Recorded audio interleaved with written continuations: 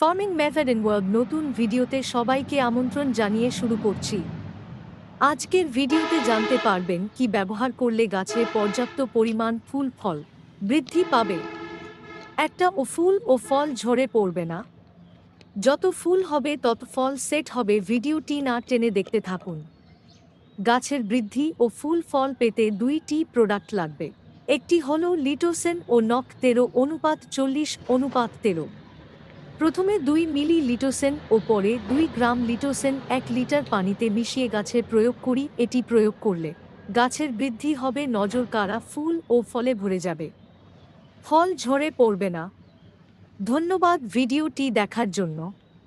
পরবর্তী ভিডিও দেখার আমন্ত্রণ জানিয়ে এখানে শেষ করছি।